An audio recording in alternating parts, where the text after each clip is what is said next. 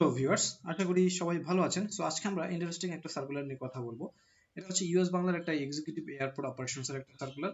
তো আপনি যদি এয়ারলাইন্সে এক্সিকিউটিভ অপারেশনস এয়ারপোর্ট অপারেশনস হিসেবে ক্যারিয়ার করতে চান তাহলে এই ভিডিওটা আপনার জন্য। এবং এই ভিডিওতে আমরা ইউএস বাংলা এয়ারলাইন্সের এক্সিকিউটিভ এয়ারপোর্ট অপারেশনস এর রিক্রুটমেন্ট সম্পর্কে বিস্তারিত আলোচনা করব। ভিডিওতে আমরা এক্সিকিউটিভ এয়ারপোর্ট অপারেশনস এর আপনার যোগ্যতা, কাজের ধরন এবং আবেদন করার যে গুরুত্বপূর্ণ বিষয়গুলো আছে এই বিষয়গুলো নিয়ে আমরা টোটালি আলোচনা করব। সো শুরু করা যাক ভিডিওতে কি কি আছে সার্কুলার অনুযায়ী। এবং সেই সাথে আপনাদেরকে ছোট্ট একটা রিকোয়েস্ট করব, আপনি যদি আমাদের ইউটিউব চ্যানেলে নতুন হয়ে থাকেন তাহলে চ্যানেলটি একটু সাবস্ক্রাইব করে দেবেন, কারণ ভিডিও ইউটিউব চ্যানেলে আমরা নিত্য নতুন সার্কুলারগুলো আপডেট করে থাকি। তো আপনার যেটা সার্কুলার ভালো লাগে আপনি আমাদের চ্যানেলটা ভিজিট করে দেখতে পারেন, এবং সেই সাথে যেটা ভালো লাগে আপনি বিস্তারিত সেখানে আলোচনা করা আছে, আপনি সেই অনুযায়ী আপনি করতে পারেন। তো অলরেডি এখানে একটা প্লেলিস্টও আছে, আপনি সেই প্লেলিস্ট অনুযায়ী দেখতে পারেন। তো চলুন শুরু করা যাক আমরা আজকের বিস্তারিত এক্সিকিউটিভ এয়ারপোর্ট অপারেশনস এর কি কি রেসপন্সিবিলিটিস রয়েছে। তো আমরা যদি প্রথমেই দেখি, বিষয়টা ইংলিশে আছে, সমস্যা নেই, আমি ইংলিশ বাংলা দুটোই আপনাদেরকে এক্সপ্লেন করে দেবো। যারা ইংলিশ জানেন তাদের তো কোনো প্রবলেম হওয়ার কথা না। তো কি রেসপন্সিবিলিটিস, আপনার দায়িত্বগুলো কি কি থাকছে? তো assist passenger during check in, boarding and baggage handling. তো আপনাকে প্যাসেঞ্জারকে অ্যাসিস্ট করতে হবে বা সহযোগিতা করতে হবে যখন আপনি প্যাসেঞ্জার যখন চেক ইন করবে, বোর্ডিং করবে এবং ব্যাগেজ হ্যান্ডলিং এর জন্য যে বিষয়গুলো থাকে, কোথায় কি করতে হবে এগুলো আপনাকে হেল্প করতে হবে। তারপরে verify tickets, passports and travel documents, তার পাসপোর্ট, টিকেট এগুলো আপনাকে ভেরিফাই করতে হবে। প্রোভাইড অ্যাসিস্ট্যান্স টু ভিআইপি অথবা CIP and passengers requiring assistance. ঠিক আছে, তারপরে বলছে perform load control and trim sheet preparation, coordinate with civil aviation authority and other service providers, handle flight operations ensuring safety, punctuality and customer satisfaction.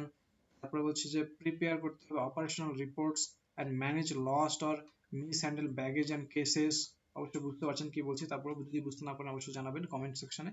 Respond efficiently to delays, cancellations or other operational challenges, maintain security and safety standards.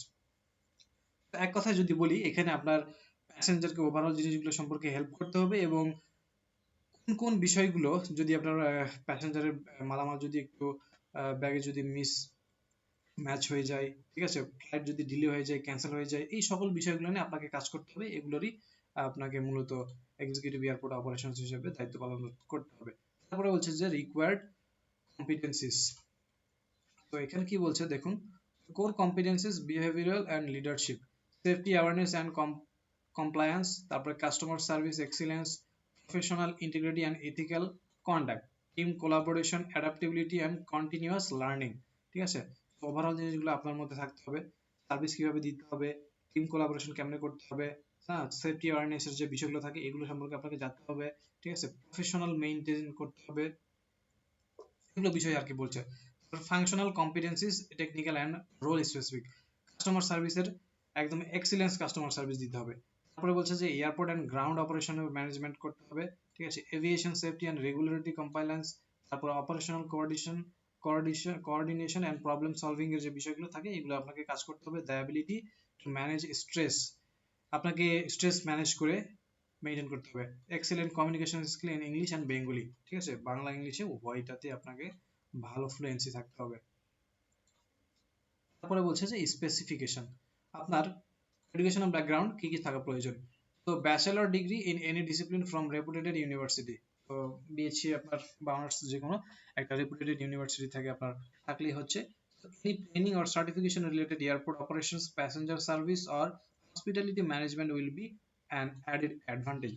তো airport operations, passenger service অথবা hospitality ম্যানেজমেন্টের যদি আপনার কোনো certification থাকে, training থাকে, অবশ্যই আপনার অ্যাডভান্টেজ অবশ্যই তারা আপনাকে দিবে। 0 to 3 years এর রিলেভেন্ট এক্সপিরিয়েন্স, তো ফ্রেশার থেকে 3 বছরের এক্সপিরিয়েন্স লোক তারা এখানে হায়ার করছে।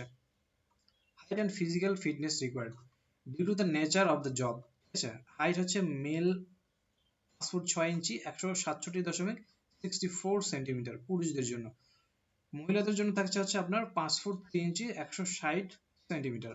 তারপরে ওয়েট, ওজনের কথা বলছে, must be proportionate to body mass index BMI 18.5 থেকে 25, একটা বিএমআই এর একটা রিকোয়ারমেন্ট আছে, ঠিক আছে, সেই অনুযায়ী আপনার 18.5 থেকে 25-এর ভিতরে আপনার ইয়েটা থাকতে হবে আর কি, ওজনের বিষয়টা থাকতে হবে। তারপরে বলছে যে age minimum maximum 28 years, maximum আপনার সর্বোচ্চ 28 বছর পর্যন্ত তারা নেবে। Eyesight 6/6 vision, colour blindness accepted. তো আইসাইট মানে হচ্ছে আপনি ডান চোখে যদি যেভাবে আপনি দেখতে পাচ্ছেন, বাম চোখেও আপনাকে সমানভাবে দেখতে হবে। কোনো চোখে আপনি বেশি দেখছেন, কোনো চোখে কম দেখছেন, আপনাকে তারা সিলেক্ট করবে না। কালার ব্লাইন্ডনেস তো অবশ্যই অবশ্যই হওয়া যাবে না, আপনাকে এই বিষয়গুলো মাথায় রাখতে হবে। তারপরে আমরা যদি দেখি রেমুনারেশন অ্যান্ড বেনিফিটস, চলুন এটাও দেখি যে মান্থলি গ্রস স্যালারি হচ্ছে আপনার 35,000 ডিউরিং প্রবেশন পিরিয়ড।